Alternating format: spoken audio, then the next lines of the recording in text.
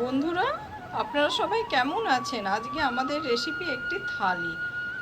এতে আমি আমাদের দেশের বাড়ির মতো করে শুক্তানি করেছি, ইলিশ মাছের ঝোল, আলু বেগুন কাঁচকলা দিয়ে, এছাড়া মুসুর ডাল আমড়া দিয়ে, এছাড়া ঝুরি আলু ভাজা করেছি।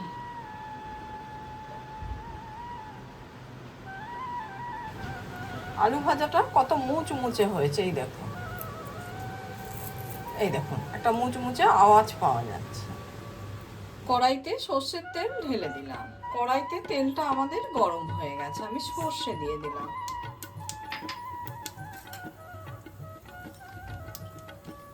শুকনো লঙ্কা দিয়ে দিলাম আর কাঁচা লঙ্কা দিয়ে দিলাম।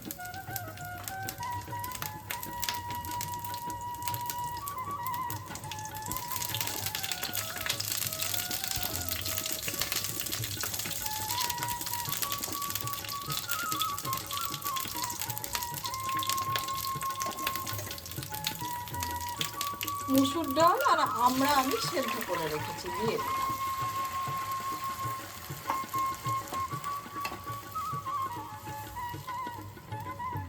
ডালেতে হলুদ মেশানো আছে, তাই আমি আর এক্সট্রা হলুদ দিলাম না। ডালটা আমি প্রেসার কুকারে সেদ্ধ করেছি, 2টো সিটি দিয়েছি। পরিমাণ মতো নুন দিয়ে দিলাম।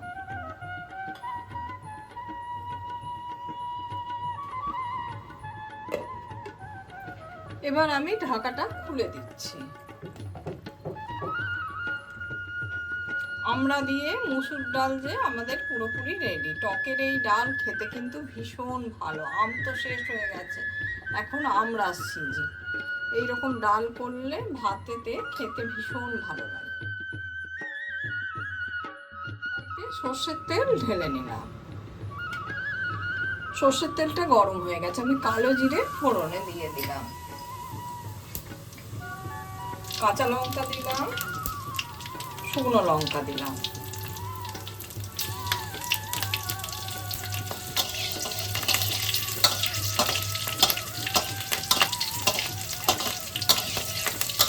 ফোড়নটা থেকে যখন একটা সুন্দর গন্ধ বেরোবে, তখন আমরা খুব অল্প করে আলু, কাঁচকলা আর বেগুন দিয়ে দেবো।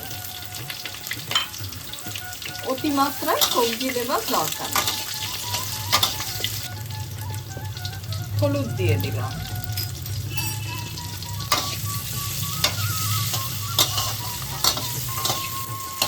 এদিকে সবজিগুলো খুব ভালো করে ভাজা হয়ে গেছে। এবার আমি জিরে আর কাঁচা লঙ্কা বাটা দিয়ে দিই।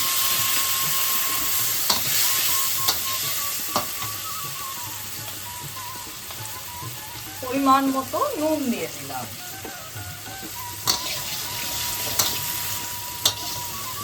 মশলাটা খুব ভালোভাবে কষানো হয়ে গেছে।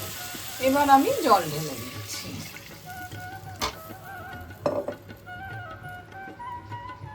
সেই সঙ্গে ভেজে রাখা ইলিশ মাছটা দিয়ে দিচ্ছি। রান্নার সুবিধার জন্য আমি আগে থেকেই মাছ ভেজে রেখেছি।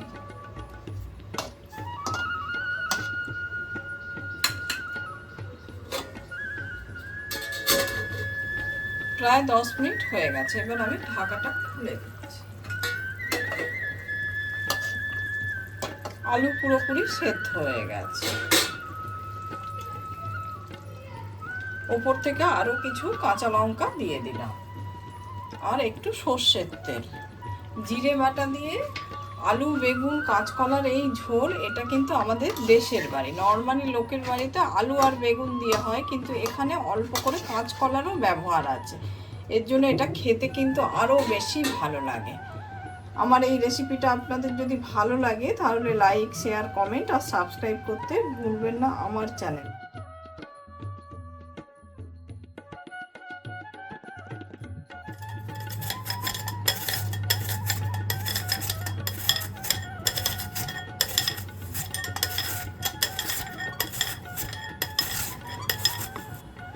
আলুটা গ্রেট করা হয়ে গেছে। এবার আমি জল দিয়ে পরিষ্কার করে ধুয়ে নেব। যতক্ষণ জলটা না স্বচ্ছ হচ্ছে, ততক্ষণ আমরা ধুয়ে যাব।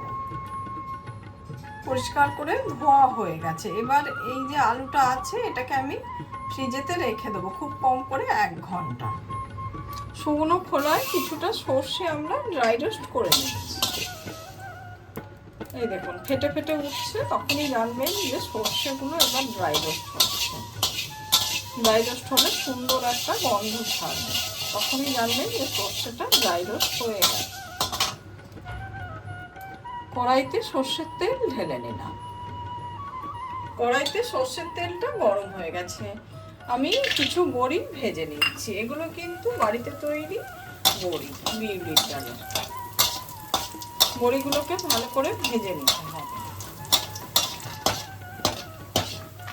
বড়িগুলো লাল করে ভাজা হয়ে গেছে, আমি তুলে নিচ্ছি।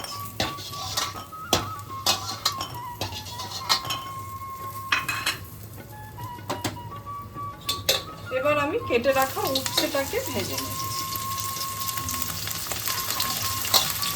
উচ্ছেটা খুব ভালোভাবে ভাজা হয়ে গেছে, আমি তুলে নিচ্ছি।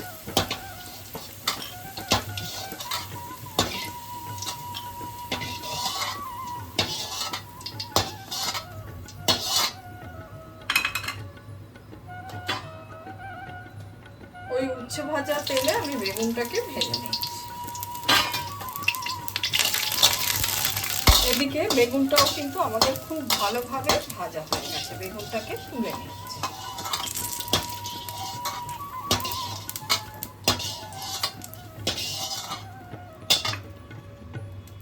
আরো কিছুটা সর্ষের তেল আমি ঢেলে নিলাম। এদিকে তেলটা আমাদের গরম হয়ে গেছে। কাঁচকলা, আলু, মূলো, পেঁপে আর সজনা ডাঁটা আমি দিয়ে দিচ্ছি। আপনি আপনার পছন্দ মতো সবজি দিয়ে দেবেন।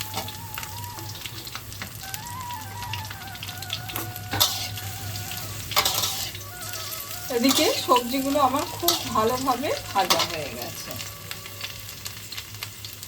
সর্ষে, পোস্ত আর মৌরি বাটা আছে আর আদা আছে।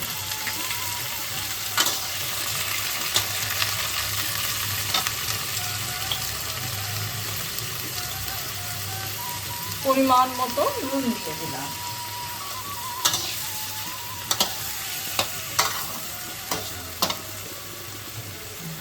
এবার আমি জল ঢেলে দিচ্ছি।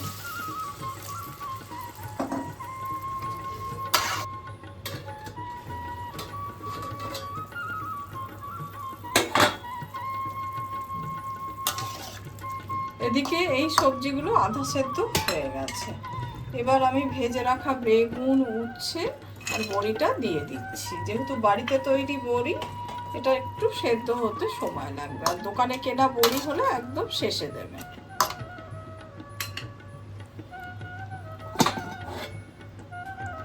আবার আমি ঢাকা দিয়ে দিচ্ছি।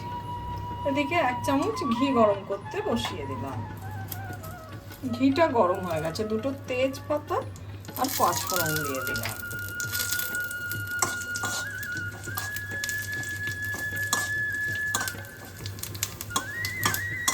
তেজপাতা আর 5 ফোড়নটা কিন্তু একটু কালচে করে ভাজতে হবে।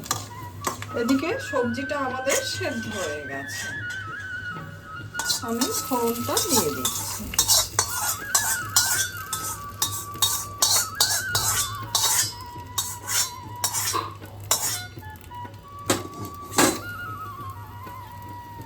সেই সঙ্গে দুধ দিয়ে দিচ্ছি, আর রোস্টের যে সর্ষেটা রেখেছি সেটা দিয়ে দিলাম। এবার টকবক করে ফুটে গেলেই আমাদের শুক্তানি রেডি।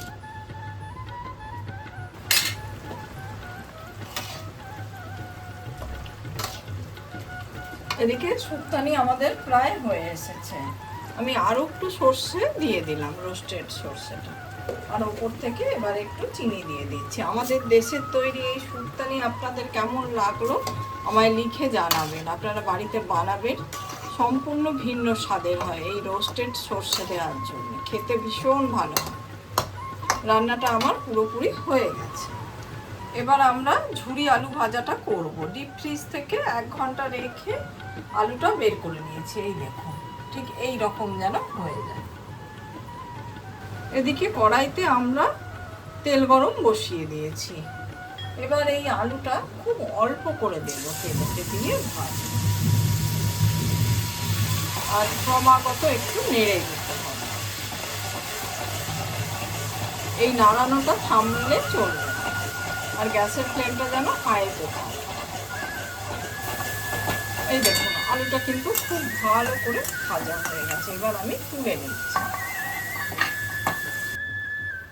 এইরকম অল্প অল্প করেই ভাজতে হবে, আর এই টিপসটা ফলো করবেন যে ক্রমাগত নেড়ে দেবেন, তা না হলে কিন্তু অনেক সময় জড়িয়ে যেতে পারে।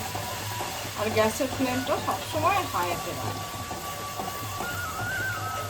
আমার ঝুরি আলু ভাজা হয়ে গেছে, এবার আমি অল্প করে নুন মিশিয়ে নেবো এতে। দেখুন কিরকম মুচমুচে হয়েছে।